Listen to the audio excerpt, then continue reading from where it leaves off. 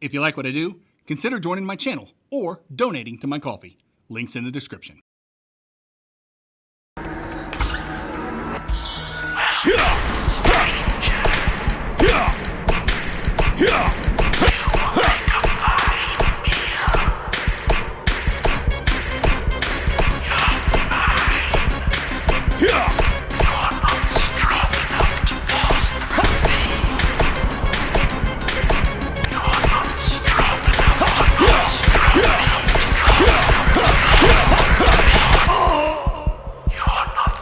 Not strong enough, huh? I think I know someone that can help me out. Hello, potion seller.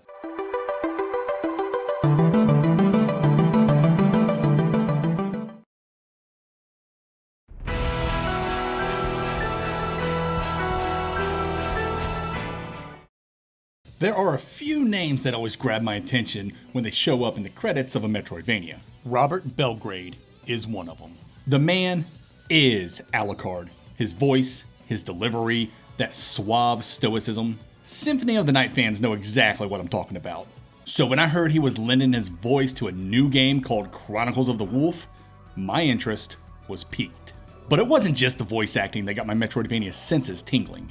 Chronicles of the Wolf comes from Megami Games, a small team with a massive legacy in the fan game scene. Since 1998, they've been crafting Castlevania tributes that didn't just wear their inspirations on their sleeves, they practically cried bloody tears. If you've ever played the Alucard Chronicles or its sequel, which had Robert Belgrade reprising his legendary role as Alucard, you already know. These folks get Castlevania. And with their last game, Wallachia, Reign of Dracula, they moved from fan games to original titles. Still very much in that gothic monster hunting wheelhouse. So, what's this latest adventure about? Set in 18th century France, Chronicles of the Wolf dives into the grim legend of the Beast of Gévaudan, a real-world creature blamed for over 100 brutal deaths. You play as Matteo Lombardo, the last surviving apprentice of the Rose Cross Order, a dwindling ancient brotherhood dedicated to battling darkness. Now, Matteo's got to pick up the Order's pieces, uncover buried truths, and hunt down this mysterious beast across cursed lands soaked in blood. There's a strong Castlevania lineage running through this whole project. Robert Belgrade returns, this time as the game's narrator. The soundtrack, composed by Jeffrey Montoya, even features a guest track by Oscar Araujo, known for his work on Lords of Shadow. Add to that a guest appearance by Bloodless from Bloodstained, and you've got enough crossover DNA to fill a Belmont family tree. So yeah, this one's dripping with pedigree. But pedigree doesn't make a good Metroidvania on its own. Can Chronicles of the Wolf sink its fangs into the genre with the same force as the classics it channels? Combat. If you've played a Castlevania game at any point in your life, from Super Castlevania 4 through to at least Symphony of the Night, then you should be very familiar with Chronicles' movement and combat. To put it simply, Matteo controls like a nice mixture of a Belmont and Alucard. He has those weighty and forceful movements that complement his Belmont stomps with the aerial control and agility of our favorite Dampier. And much like our favorite Dampier, Matteo can equip many different types of weapons with varying attack animations. Swift sword swings, overhead chops with great swords and axes, quick stabs with knives and rapiers, and guns. Just guns you can shoot things in the face with. It's what I've always wanted in a Castlevania.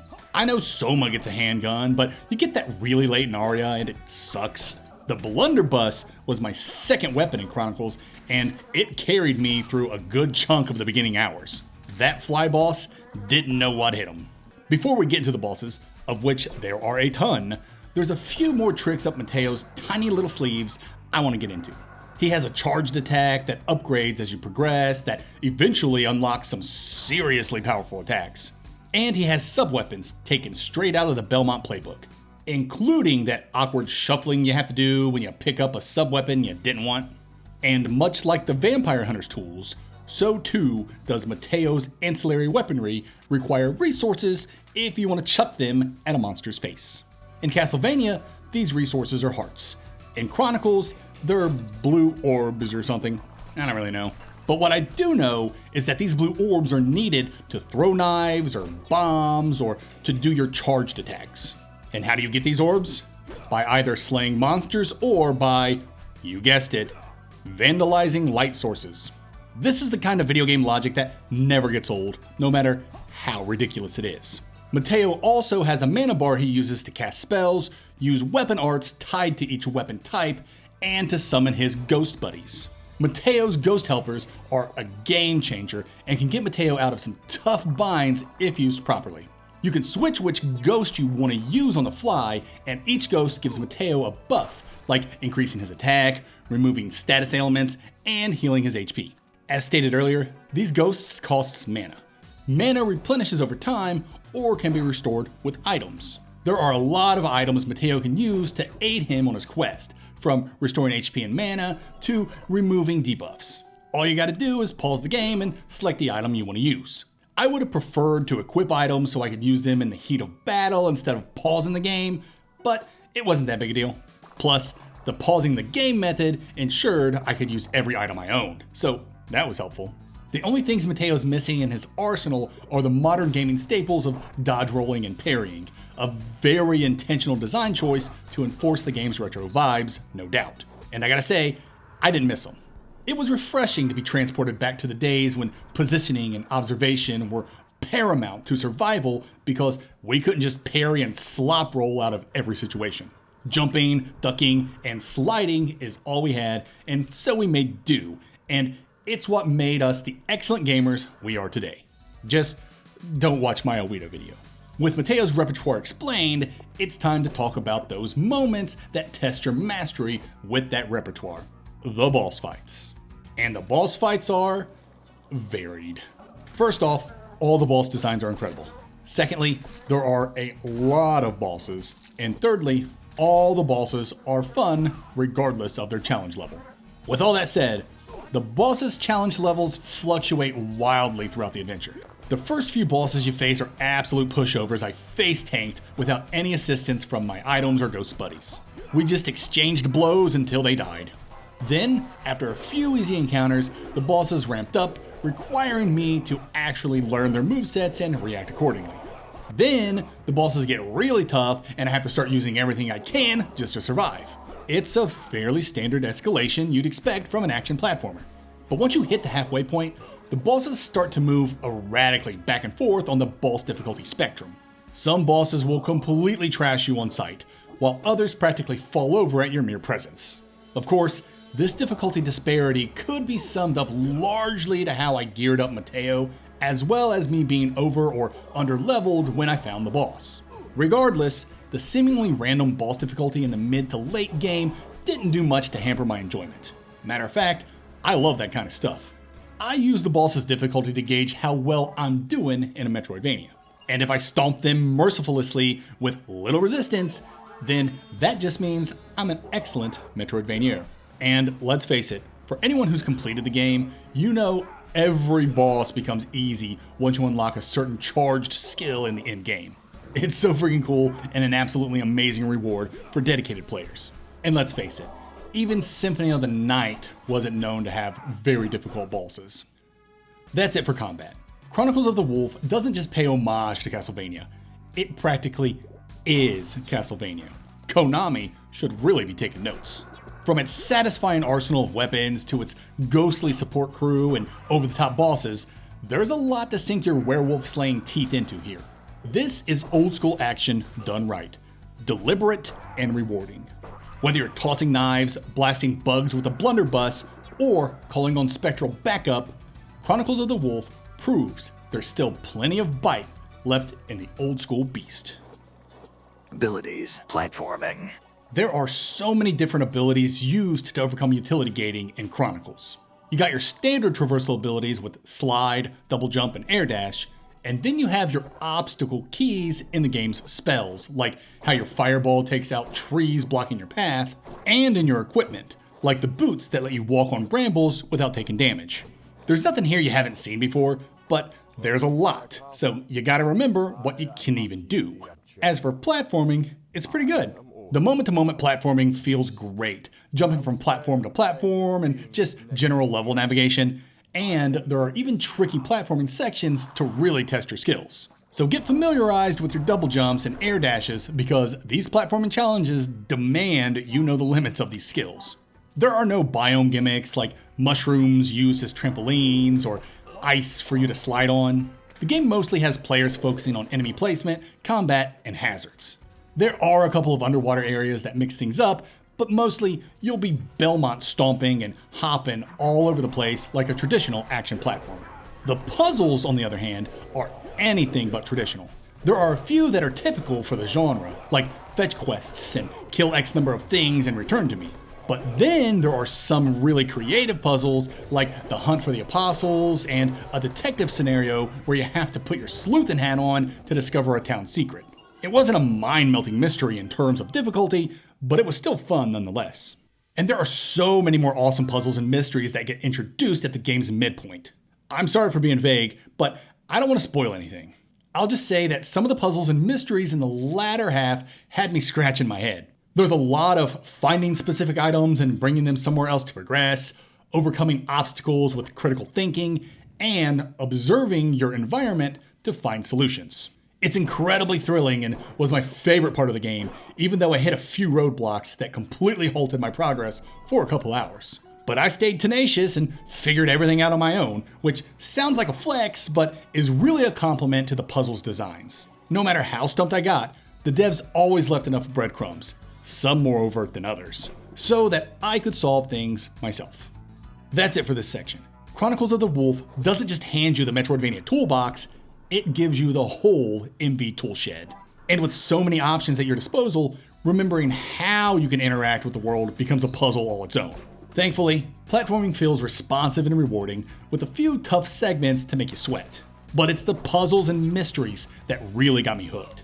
From light fetch quests to full-blown sleuthing sequences and cryptic riddles that had me investigating rooms like a pixelated Sherlock, Chronicles constantly rewards your curiosity and brainpower. You'll hit walls, sometimes false ones hiding treasure, but those puzzling moments that stop you dead in your tracks feel so good once you finally crack them wide open. Progression. Chronicles of the Wolf is a Megavania, which is an Egavania that was created by Megami Games. Being a Megavania essentially means it's an Egavania with Megami sensibilities. It's tough to describe what Megami sensibilities means because the team is so heavily influenced by Castlevania's aesthetics and mechanics. But I've always viewed Megami Games projects as Castlevania games on steroids, with more secrets, more side quests, and a lot more cryptic flavor. So, if you like Castlevania games and Egavanias, you're gonna love Megavanias because, in many ways, they do Castlevania better than Castlevania. Anyway, I tell you all that simply to let you know that, being an offshoot influenced by Egavanias, Chronicles of the Wolf has very similar progression mechanics as Symphony of the Night. Mateo gains XP and levels up, he can equip gear to improve his stats and give him special properties, and he can find items in the world that permanently increases HP, mana, and orbs.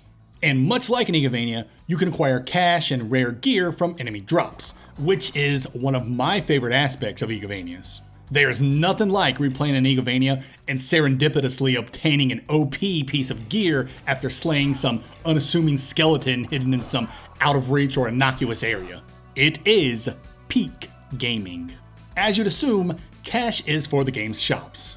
There are a few found throughout the game's towns, each selling potions that heal HP, mana, or remove status ailments, as well as gear unique to each shop. Money wasn't an issue for me during my playthrough, as I always had enough cash to get what I wanted, until I found the merchant after the game's midpoint. That dude was expensive, so make sure you get your Scrooge McDuck on and start hoarding gold before meeting this guy. He has some of the best stuff in the game, and it ain't cheap.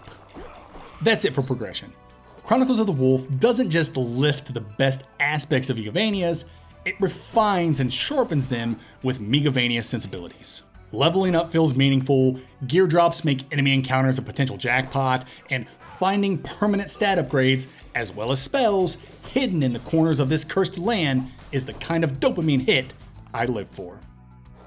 Exploration. Oh, a baby. Now we're finally getting into the good stuff. Not that everything else I've been talking about wasn't good. It was. But Chronicles Exploration is something special. It's got that Megami Games stank all over it, and it smells so good. Again, I'm trying to be vague to avoid spoilers, so I'll just say this. The first half of Chronicles feels very Simon's Quest, with its back and forth between towns and haunted domiciles, while the latter half feels very Symphony of the Night, with its particular style of exploration. I bring up the game's two halves because I could see someone booting it up and thinking, wait, is this really a Metroidvania? Because of how linear it feels early on. But believe you me, it is very much a Metroidvania. It just takes about a quarter of the game before it opens up. Exploration is highly rewarding in just about every way.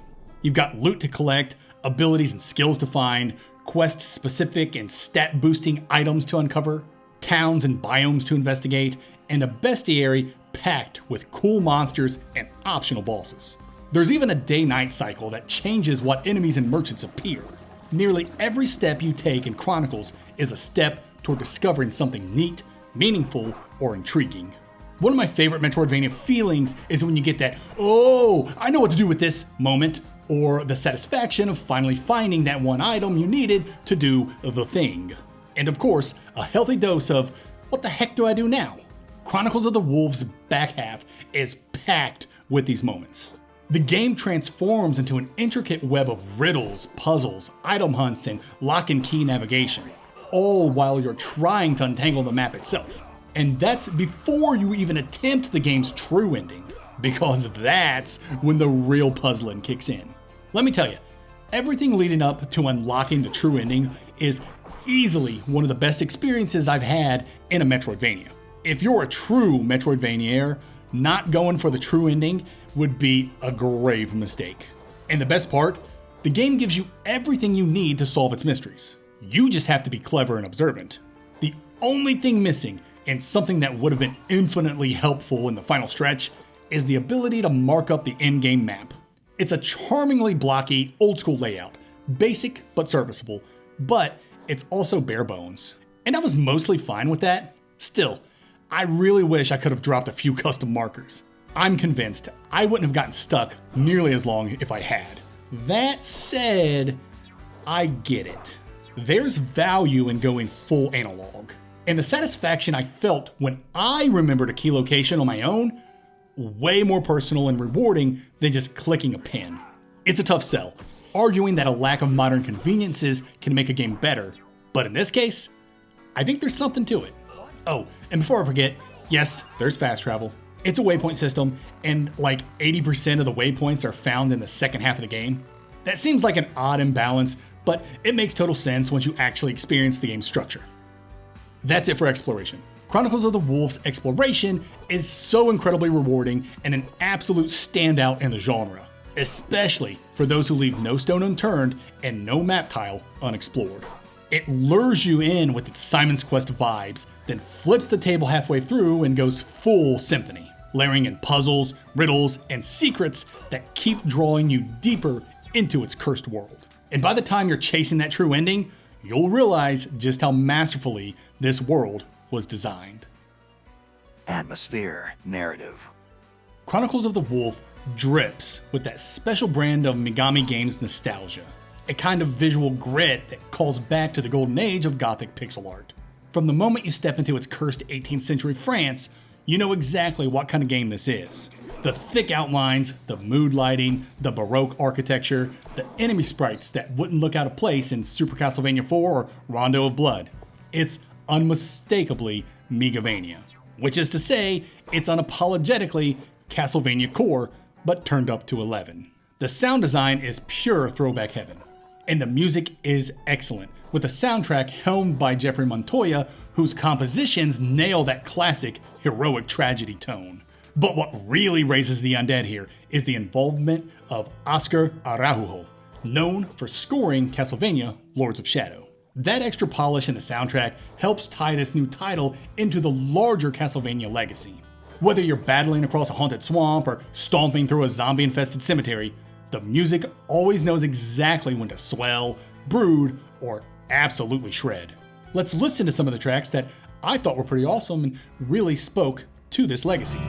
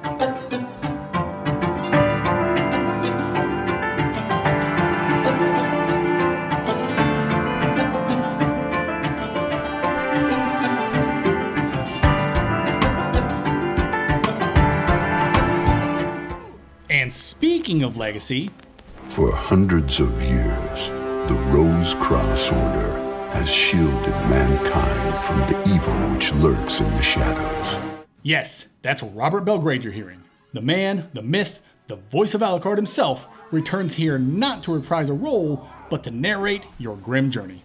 Many NPCs have voiced lines, and each one is delivered deliciously corny with recording quality that feels like it was lifted straight out of a PlayStation 1 jewel case. This, of course, is a compliment.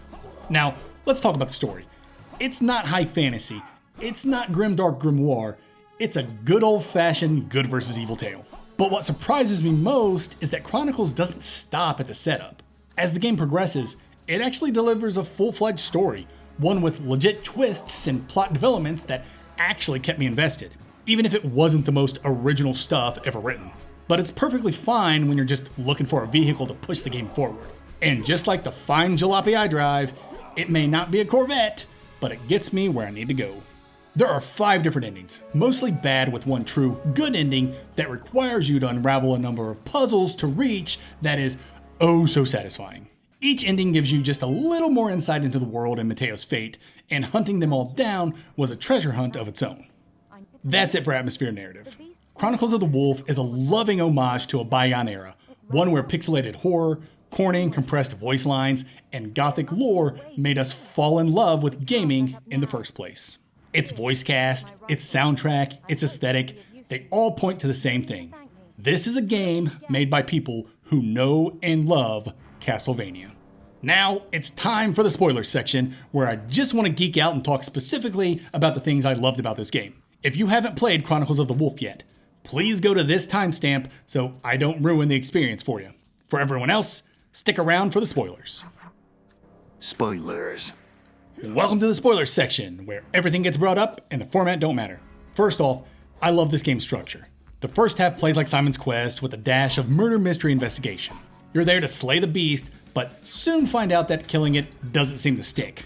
This was kind of cool because the beast then sort of turns into a stalker type enemy. Not exactly, but you will see it in the background every once in a while as if it is stalking you. And at some point it actually attacks you in an area that was previously relatively safe, and that was such a cool touch. Now you gotta figure out how to kill this thing for good. So Mateo must explore forests, caves, and haunted buildings like a taxidermy office and an abandoned hospital. The game doesn't specifically tell you how to kill this immortal beast, but it does emphasize tracking down and eliminating the beast's apostles, of which you discover there are 6 by talking to some random little girl. You kill the first 3 by following the story more or less, though 2 of those 3 could be missed, especially the tailor. And once you kill 3 apostles, you return to Rose, the town medium, and she gives you the scepter, which has the power to reveal who the other hidden apostles are by revealing the beast's symbol above their head. Then you have to start backtracking throughout all of the biomes to find certain people. It took me a minute to find one of the hidden apostles. I enjoyed the search and thought it was a really cool idea. Once you kill all 6 apostles, you go to this area in the forest where there's nothing but dead trees, a really cool visual, and place this thing on a pedestal, which summons the beast. If you do this without having slain the 6 apostles, killing the beast results in its resurrection and one of the game's bad endings. Another nice touch. But kill the beast with all 6 apostles also slain, and the monster stays down for good and reveals who the real culprit behind the cursed land is.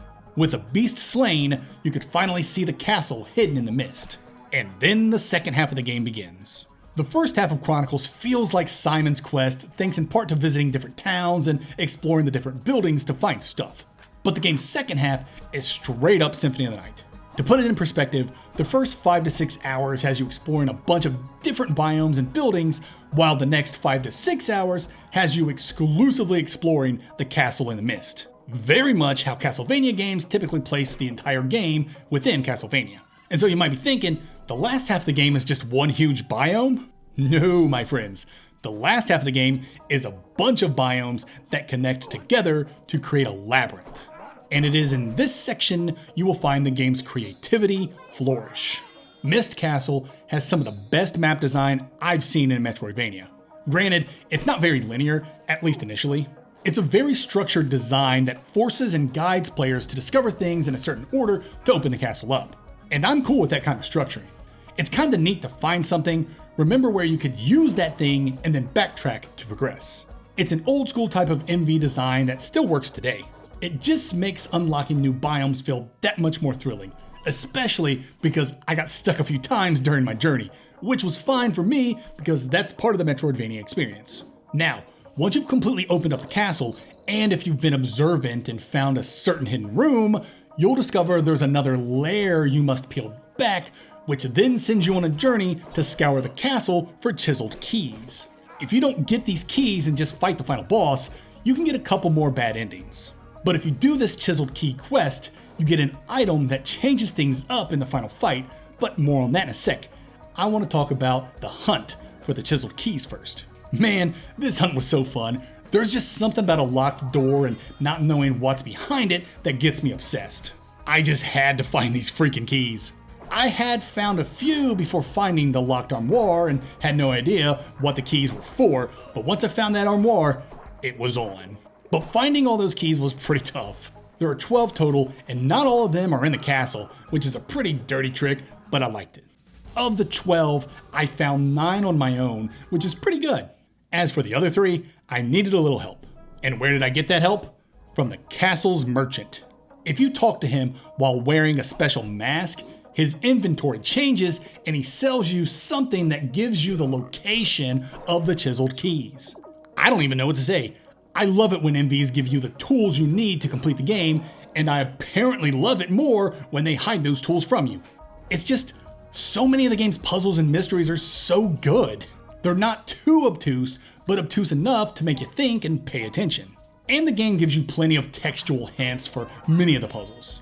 And when you solve puzzles or discover something super helpful, it just feels earned and deeply personal. I just loved it so much. Okay, so now you have the keys. You unlock the armoire to get the Mirror of Truth, take it to the final boss, and things change. Typically, you'd expect either a different final boss or an added phase. But in Chronicles, the cutscene before the boss is different, and when you defeat the boss, the game doesn't end. Instead, you receive a key item and must figure out what it does. It's not too hard. There's a hint in the item description. But I remember getting the item and going, ooh, I know where that goes, before even opening up my inventory. Chronicles has many moments like that, and I live for those moments in MVs, man. So now, you take the item to the location, and guess what? A whole other biome opens up. It was very reminiscent of the inverted castle, though not as surprising or awe-inspiring. But I wasn't expecting it. And this biome is exactly what I wanted at the climax of the true ending. Tons and tons of enemies. No more mysteries, no more puzzles. It is time to fight. It's such an excellent climax with perfect pacing. And it's not that big of a biome either. Just go in there, fight a whole bunch, then take out the final boss. This is how you end such an epic game. And I guess that's it for the spoilers. I just wanted to praise the game on its structure, map and level design, all the aha moments it gave me, its key hunt, and its surprise biome. This is exactly what I wanted from Amigavania. Final thoughts and score.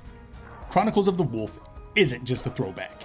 It's a full-on resurrection of the classic Castlevania spirit, brimming with passion and polish.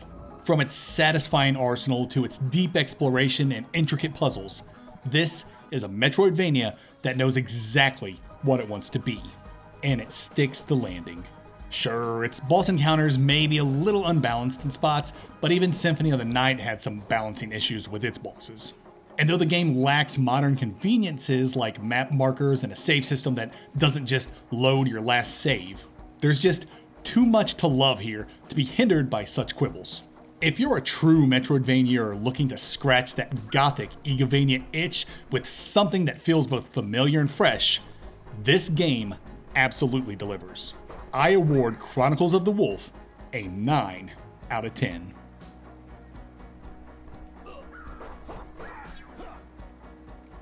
Chronicles of the Wolf is available on PC, Switch, PlayStation, and Xbox starting on June 19th, 2025. You can also pick up a physical copy for Switch and PlayStation 5. I played the game exclusively on the Steam Deck with 0 issues, and thus give it a Steam Deck rating of verified. Pair placement. Chronicles of the Wolf is a love letter to Castlevania. It borrows the DNA of Symphony of the Night, adds new layers of puzzle solving, and bathes it all in that delicious Megami Games seasoning. It's got RPG progression, creative utility gating, a rich interconnected world, multiple endings, and secrets galore. And did I mention how satisfying it is to play? It's not perfect. The early game can feel a bit linear, and the lack of map markers might frustrate some. But again, those are minor gripes in the grand scheme of things. If you love classic Castlevania, Igavanias, or you've been desperate for a Metroidvania that actually delivers on deep exploration and tight progression, this one's for you. Chronicles of the Wolf saves 18th century France and restores the Rose Cross Order in the S tier.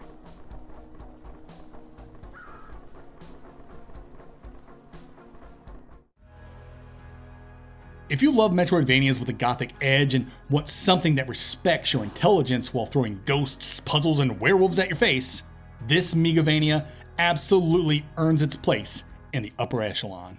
Symphony of the Night was the blueprint, the Lacard Chronicles were the next steps, and Chronicles of the Wolf is the payoff. A worthy torchbearer for the legacy it so clearly honors.